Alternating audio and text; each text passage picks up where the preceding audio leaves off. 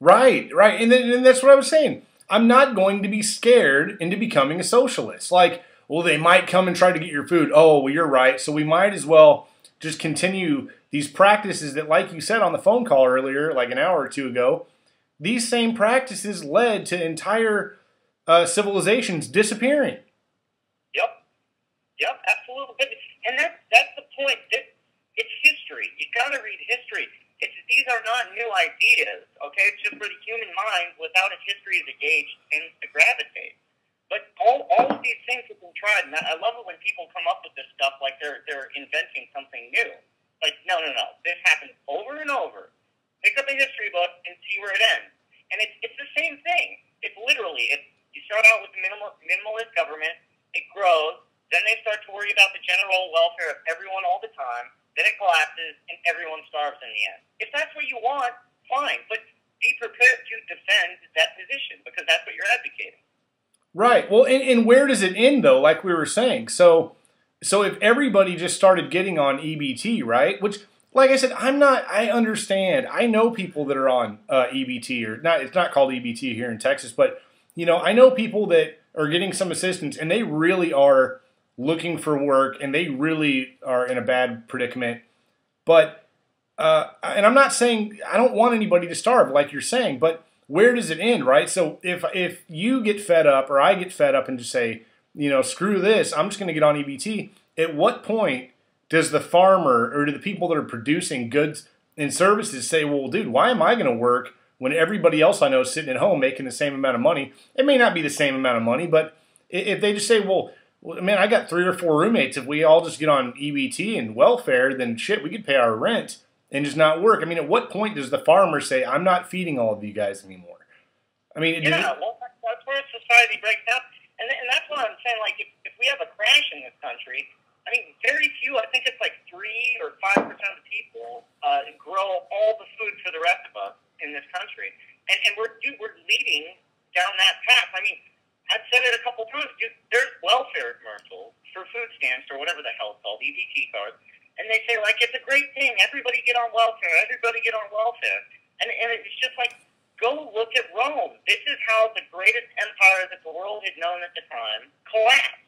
They started giving away food and demanding price controls from the people that produced it, so farmers stopped producing. I mean, this is textbook history.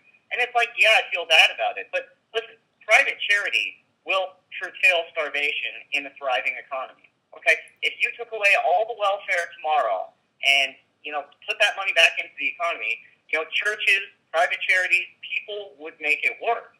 It's when it doesn't work is when it goes in the opposite direction, and you ask government to do something that it was never meant to do. Right, right. But why is it that we're running into the resistance on YouTube that people just fail to realize that? Like you said, I mean, have they not read a book? I know they have. I know these guys aren't dumb. I know they've seen it before. So what leads them to believe that this time it's different? That we could just feed everybody and we're not going to become Rome? It's a natural tendency, in my opinion. Okay, so man, I believe in a thriving economy is good. Okay, you got evil people out there. That's fine, but for the most part, man is good. Okay, and so City Guy's a good guy, right? He probably says, I don't helping some people out. Okay, but City Guy is not Warren Buffett. Okay, he can't do it. So who does he turn to? He looks at the government. What he doesn't understand, he might understand, but what I think a lot of people don't get is that the government's money is your money. Why do you want to give it to the government? Have the government give it to someone else when it's much more efficient just to do it directly? And don't tell me it doesn't happen, because the U.S. population is by orders of magnitude the most charitable people that the world has ever known. So don't tell me that it's not gonna work out if we rely on private charity. All right, so Ches, the thing is, one of the hard things for me to deal with is not on a personal level, dude. Pontifex is always going to be my homie, dude. And City Guy is cool as you can get, right? He's a really cool dude.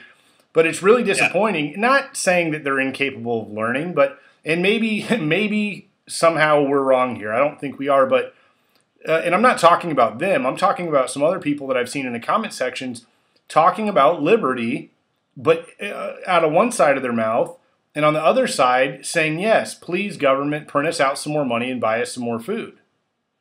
Yeah, yeah. I mean, well, it's good. It's indoctrination. I mean, this is.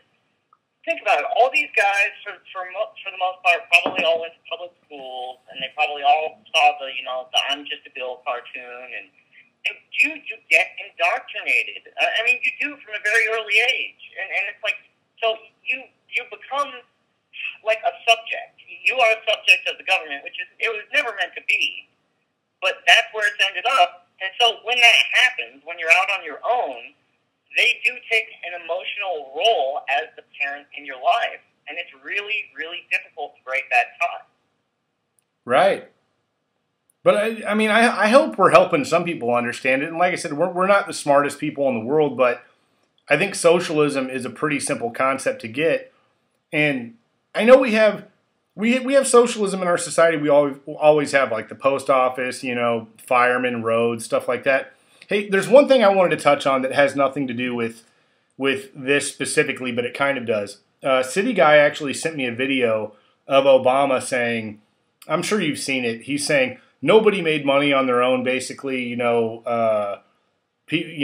had help getting there, and there were roads there for you to conduct your business on. How socialist does that sound to you? I mean, how were the roads built? With tax money, right? Where did that tax money come from? People working or creating business. What?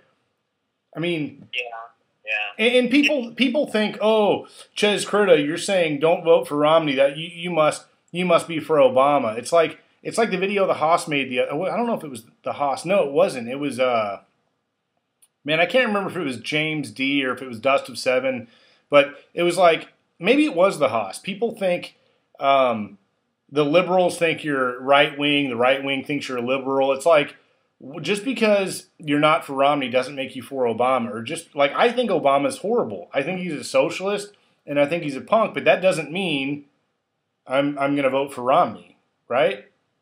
Yeah. Well, and that's George Washington on his farewell address actually said that one of the most dangerous things that could happen in the country is if we get too involved with political parties, because now you've got this thing, and it's like, yeah, and people will say, literally, they'll walk up and say, like, are you a Republican or a Democrat?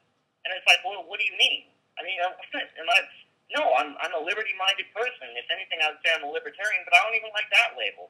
Like, why can't I be an individual? Why do I have to be labeled as a part of this party? And you know what it's turned into? It's turned into a sport. It really is. It's like an arena game. And you're voting, you want your team to win, so you got to vote for them no matter what. Even though they're the underdogs, or they might suck this year. And that's really how it's become, because the American people don't take the time to really educate themselves on what this was all supposed to be. Right. In hindsight, you're going to look back on this, and people are going to write stories about this time right now, like about how freaking stupid we were, that we didn't get it until it was too late. Right, and they wanted it. I really believe the government wants it that way. They want to keep you uneducated, uninformed, and they want people to feel like City Guy. Like, well, if we don't do it, then we won't have enough cops to protect us. So you better take this free money. You better take this free food. You better be for the socialism, or how are you going to protect yourself?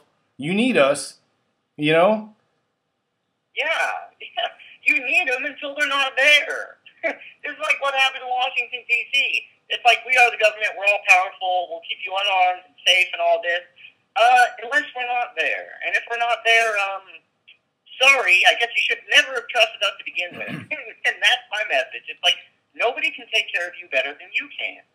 Okay? And anybody offering to try to take care of you is either has some sort of angle, or they're an evil, corrupt government goon. And that's the thing. It's like, you hear about people that get arrested, and they end up in a jail cell, locked in there for days, or cops just like beat the hell out of someone until they die. And it's like, this is your government protection. That's your government protection. How well is that working for you? Right, and that's what. So City Guy is like, well, there's not going to be enough cops here to protect us. Pick up a gun, dude. Get out of downtown Chicago, bro. That's not probably the place to be when it all comes crumbling down. Yeah, look at Katrina, dude. all the cops went frickin' rogue. You know what I mean? And then what happens? The military, the other government wing, comes in, disarms everyone. It's absurd that people see these things happen. And again, I say history. Do we have short-term memories or do we not know? But you see these things happen. It's undeniable that they've happened. And yet, we keep smashing our head against the same wall trying to get rid of the damn headache. Right. It's frustrating, dude. And you know me, dude. I mean, I'm extremely anti-government. You know, but you have to know why, and you have to understand why. And it's you know, people that claim to be anti-government and they want to be about liberty and freedom, it seems like everyone's got a point where they say, well, no, a little bit of government's okay. Just a little bit. Right. But you know where that leads. And it's like, and your idea of a little bit of government is what you think should happen. Someone else's idea about a little bit of government is what they think should happen. So you get 300 million Americans that all throw their hat in the ring about what the government should and shouldn't do, and bam, you've got present-day America. Congratulations.